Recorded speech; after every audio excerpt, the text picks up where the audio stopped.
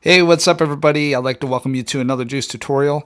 And as you can see, this is the first tutorial where we actually have a camera here so you can actually see my face and I'm not just some mysterious voice with a bunch of code. So glad to have that going now. And so what we're going to do for this tutorial is we're actually going to make a correction from a small little error that I did the last tutorial where we've been building this delay plugin. And then just building on what we did in the last tutorial. So in the last tutorial, we created another buffer called a circular buffer. And what we could do is we could take the audio and we could copy it from our main audio buffer over to our delay buffer. Now what we want to do is we want to create a delayed signal or a delayed effect. And what this requires us to do is this requires us to look at a position from our delay buffer. So if we have our main buffer copying to our delayed buffer, then what we want to do is we want to be able to look at a piece of audio from back in time in the delayed audio buffer.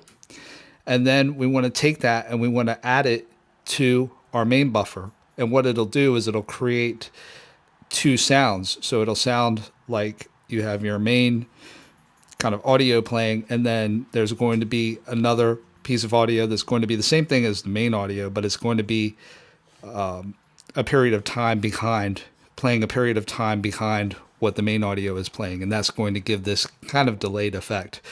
And so this is what we're going to do for this tutorial. Just creating the delayed effect. We're not creating a UI or anything like that. Just creating the effect, the very, very basic effect itself. Okay, so the first thing that we're going to do is we're going to just correct this error that I made last tutorial. So I said that our delay buffer size, so we want basically 2 seconds of delay time. So if we're operating at a sample rate of 44,100, and we wanted 2 seconds of delay time, so you have 44,100 samples that are playing every second.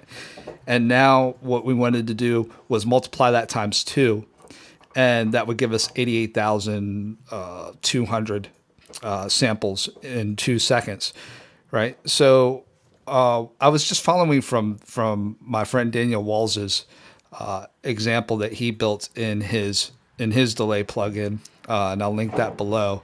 And what he did was he actually did it like this. So rather than a multiply sign here, we just did a little plus. So what he's done is he's actually given us 2 seconds of delay time plus a little bit of extra for just by using the samples per block, which would be about 512.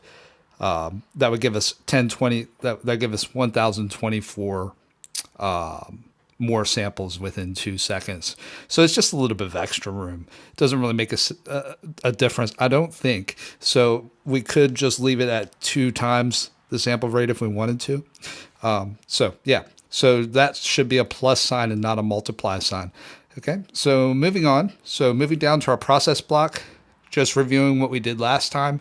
So we've got this delay buffer that is just a copy of our buffer, and then we just made it a bit longer. So it's got 2 seconds of time that we could basically put audio data into. And now what we're doing is we're taking our buffer data, and then we're copying it into our delay buffer. And as I said before, we have to do this little bit of math trickery just to make sure that when we're getting to the end of our delay buffer, because the main buffer and the delay buffer are going to be of 2 different lengths. So what we want to do is we want to make sure that when we're coming to the end of the delay buffer, that we're doing a little bit of trickery here just to make sure that we copy from the remaining samples to the end of the delay buffer, and then we're wrapping around and we're going back to the very beginning of the delay buffer, and then we're copying the rest for that particular iteration. Okay, so if you don't know what I mean, just make sure you check out my last tutorial. Okay, so first thing that we should do is as I was saying before, we could just take this and we could probably just move this out to a different, its own function here. So that's what I'm going to do here. So let's go ahead and just make a function. We'll call this void fill. So we need to put our class type here. So our fully qualified class, I believe it's called.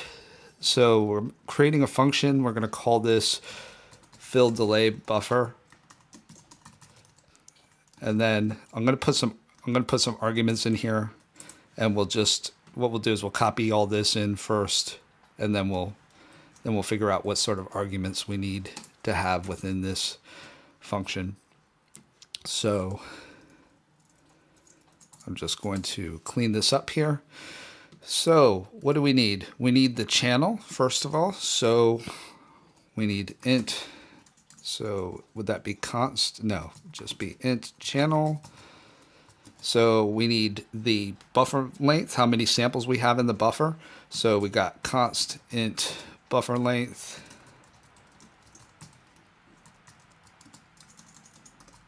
And then const int delay buffer length. Okay, and if you're wondering where I'm getting these from, it's just right here. Okay, so buffer length is just buffer get number of samples, so on and so forth. Okay, so now we need our buffer data and our delay buffer data. So we got const float buffer data, const float delay buffer data. So now I'm just going to do this, copy this back into my header file. So we'll call this void fill delay buffer and do it like that. I think we should be fine. So I'm just going to run this quick just to make sure that I've got everything set the way that I need to. So we got a little, oh, what have I done here? Oh, I've copied this wrong. So there we go. So let's try this again. And we should be fine. Okay, so that's cool. So now we just need to go back into our process block here. I'm actually going to move, first thing I'm going to do is I'm actually going to move this out. This should be outside of this iteration of going through channels, because we want that just to happen once every process block, not every time that we iterate through a channel. Okay, so you can see I got some errors here. These are out of scope from my for loop. So now I can just take these. I'm just going to move these up here. So now we're within scope of the process block itself. So we should be good there. Now I'm just going to remove this blank space here, keep everything nice and formatted correctly. And then I'm just going to put my function in here, fill delay buffer, and now we can just put in our arguments. So we're iterating in this for loop through the channels. We got buffer length. I've just kept the names the same so we can just copy these in nice and simple. So we got buffer data, delay buffer data, and then there we go. So now we need another function here. So I'm just going to call this void. We need our fully qualified class here. And then we're going to call this get from delay buffer. And then I'm going to, let's talk about what we're going to need here. So we're going to need our audio buffer here. So I'm going to put that here.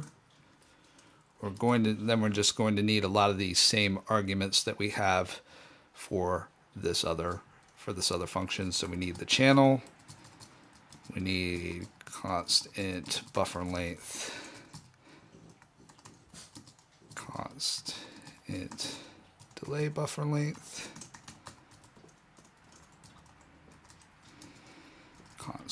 I don't know why I just don't copy this. Yeah, probably a bit quicker. So we could just do like this. And then I'm just going to do this. Add some brackets here, like that. And go down here. Make sure this is void.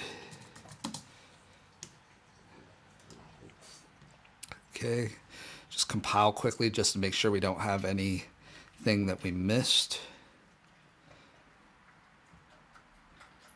Okay, so what I've got here is I've got the Juce plugin host already kind of lined up at the moment. So just to reiterate on that, just in case you've forgotten how to do that really quickly, if you go into product, then scheme, edit scheme, and then if you go into your executable, then you can point to your build in your audio plugin host within the Juce folder. Okay, what I'll do is I'll put a link right here for the video where I show you how to do that. I don't want to really waste time going over stuff. So okay, cool. So let's go through how to get this delayed signal going. Okay, so first thing that we need is we're going to need a delay time. Okay, so I'm going to go int delay time equals, let's just say 500 milliseconds.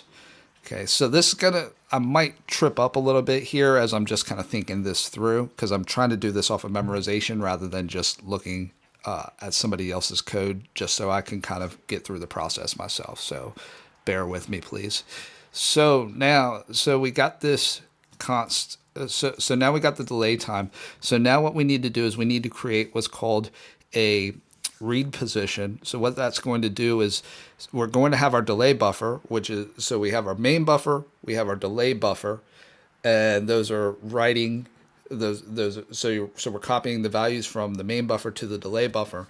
Now what we want to do is if we want to fetch a piece of audio from back in time, we basically need to go back in time in our delay buffer, and we need to grab that audio and basically read from there forward rather than reading from wherever we're writing from, because if we're just reading where we're writing from, then what we'll have is we'll just have the same signal again. Okay, and it'll just be twice as loud because it'll be the piece of audio just playing over itself. Okay, it'll be playing twice. So we don't want that. We want to be able to move back in time to a position in our delay buffer that is previous, and then be able to read from there. Okay, so we're going to create this other variable.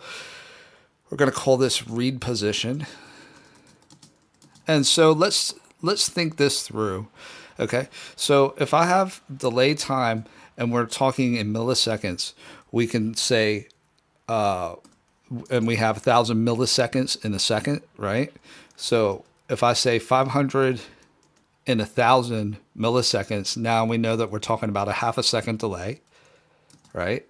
And now if I say that I want to do a sample rate, okay, we got a problem though, because we don't have a global variable that tells us our sample rate. So let's just go ahead and create one quick. So we'll go back into our header file here. We'll do int m sample rate, and then I'll just default this to 44,100. And I know that if the variable is global, that it defaults to 0 automatically. So I'm just giving it just a safe value there, so we don't have a default sample rate of 0, even though we're just going to change this in our prepare to play here and set it equal So what we're going to do here is we got M sample rate, and we're just going to set that equal to whatever our sample rate coming in is. So now we've just made that sample rate whatever sample rate we got coming in here. Okay, so we're fine now. And now I can do M sample rate. And okay, so let's see what else we need to think about. So we're going to have delay buffer length plus, so let's think. And I'm just constructing this here. So we need to make sure that it wraps around in the delay buffer, so we're not ever going off the edge of the delay buffer. So at the end we need to have modulo delay buffer length. Okay, and then let's see, this 500 actually needs to be delay time. Sorry about this. Okay. And then, so let's see, delay buffer length plus, so we need to know the right position, right? Because we need to know, because the right position is letting us know when we're copying from our main buffer to our delay buffer, then the right position is going to the place where our pointer is at, right? So where we've actually written to. So we've written all the data to here, and now we need to see where we are in our buffer and be able to go back from there, right? So we got to go right. So here we got to go right position. So right position, and then we're going back in time, all right?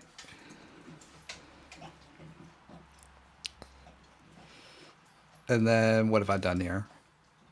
So, so I need a semicolon there. Okay. So what we need to do now is we just need to make sure that this is actually going to, is it going to always end up in being an int?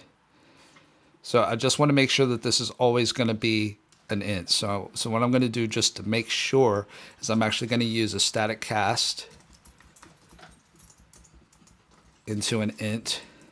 Okay, so this is effectively the same thing as if I did this. Okay, so let's just take this out for a second, and if I did this, right? But this is the old school way, the C style way, I think they say. So what we want to do is we want to now use static casting, okay? And we're going to cast that into an int, okay? So that is effectively the same thing as what I just did there before, putting the int in parentheses and doing a cast there. So this just makes sure that whatever we have here, the result of that is cast to an int, okay?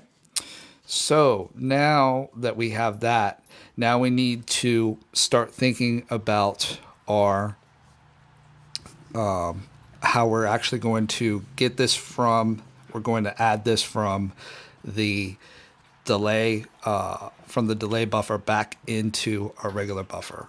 So if we say if delay buffer length, all right, is greater than, so what we're doing is we would normally be copying our buffer,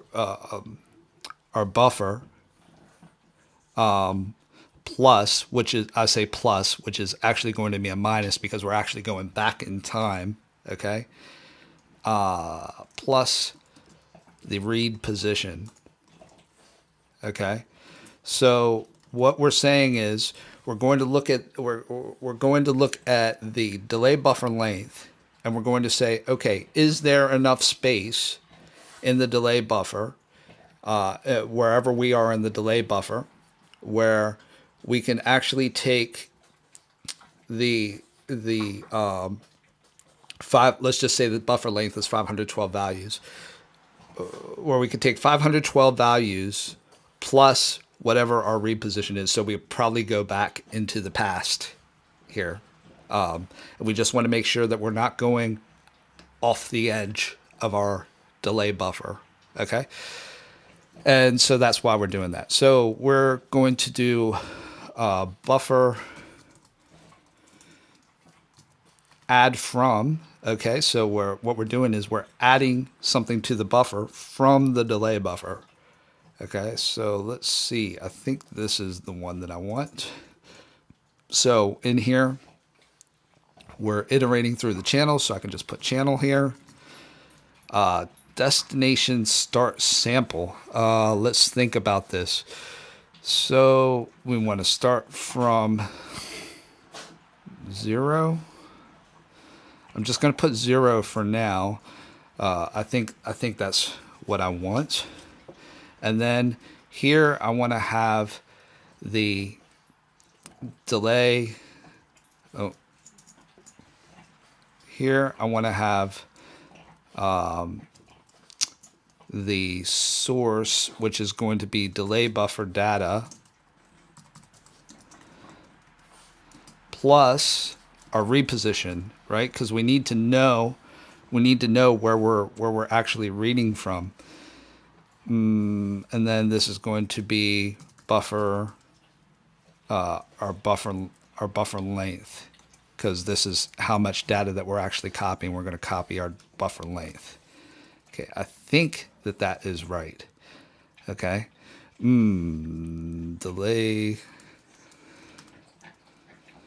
delay buffer data. Okay, so I think that is right. Okay, I might have to go back and check that. So what this means is that if we aren't near the edge of our delay buffer, like when I say near the edge, I mean coming to the end of our delay buffer, picture it as a vector that's holding values of floating point numbers. What we're going to do is we're just going to take it and we're going to take from the delay buffer. We're going to go back to our read position, and then we're going to copy from that read position back to our main buffer.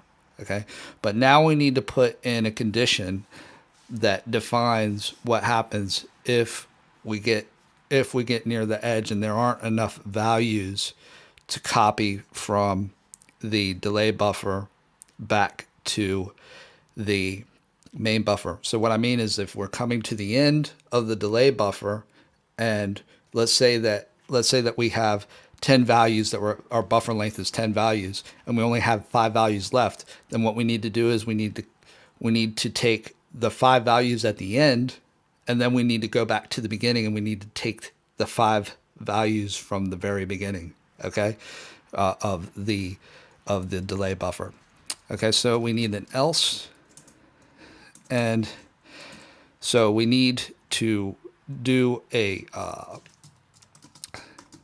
we need to find out how much space we actually have left in our buffer, right? So we could do buffer remaining equals delay buffer length minus our read position.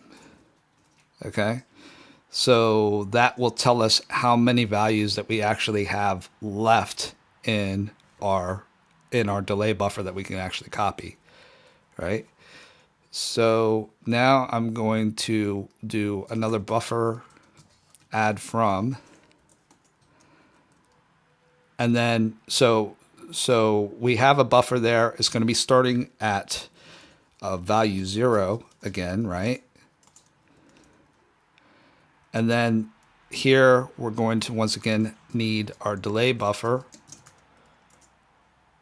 plus our read position, because that's going to let us know where we need to be in our delay buffer to start reading the data from. And then here we need buffer remaining. So that lets us know how many spaces we have, how many values we have left in the delay buffer that we can copy from, right? Then we need to do one more, because so what we've done is we've, like, once again, let's say our main buffer, that our delay buffer has 5 values at the end, and then our main buffer length is 10, right? So now it's copied 5 values at the end, put it into our main buffer, but now we have 5 more values that we need to do before we actually fill the rest of our main buffer. So we're going to do buffer add from again. And what happened here? So buffer dot add from, why is it not giving me buffer dot add? Okay, that was weird. Okay, so let's do channel. So here we need to go from our buffer. So we're going to have buffer remaining amount of data that we still so we need to go to the so we have buffer remaining amount of samples that we've copied to our main buffer. So now when we go in, so now we're going to copy from our buffer remaining position, because that's how many values we've just copied into the main buffer. So now we have buffer remaining amount of samples in our main buffer, and now we just need to do the rest. So now we could do just delay buffer data by itself, and then this should be the buffer. So we need the buffer length, the total length of our buffer, minus the data that we've already filled, which is buffer remaining. Okay, so that should be all right. I think I've got all that right. So get from delay buffer. So let's just try that. And then we're going to fill in our arguments. So we just have our main buffer. We have the channel that we're iterating through. We have buffer length. Then we have delay buffer length. We have buffer data. Delay buffer data. I deserve a beer if I get this right the first time. Not that I drink. I don't really drink. But okay, cool. So now we're iterating through the channels. We're filling the delay buffer. We're going to get our data from the delay buffer, and we should be fine. Okay, so I'm going to just build that now, and let's test it, and hopefully I haven't messed anything up. Okay, so I've got an audio file in here already. Let's see what our delay time is. So our delay time is half a second. Let's just see what happens. Hey, it works. I can't believe it. So let's just to make sure that it actually works, let's just try a really short amount of time. Let's just try 50 as our delay time. Okay, so we don't have a knob or dial or anything that can control this delay time yet, so we're just going to have to try different ones. And let's just see here. So, hey, how about that? It actually works. I can't believe it. I can't believe I got that right the first time. So once again, big up to Daniel Walls, who's a good friend of mine, and he's really taught me a lot. He's taught a lot of us a lot of knowledge. If you've ever been on the Juce forum or in the Discord chat platform, he's just always in there answering questions, and he's just a demigod of C++ development, at least to me he is. So big up to him, because this is something that I've picked up from him looking at his delay plugin, and I'll link you to it. Be sure to follow him and support him because he's just a really cool guy. And if you like this video, be sure to give it a like and to subscribe to the Discord channel and come chat with us. We have a whole bunch of great developers in our Discord chat platform. And if you feel like giving a little bit of money, go ahead and you can donate via Patreon. You don't have to, but it's always nice to see your support. And I hope you enjoyed this tutorial, and I will see you next time.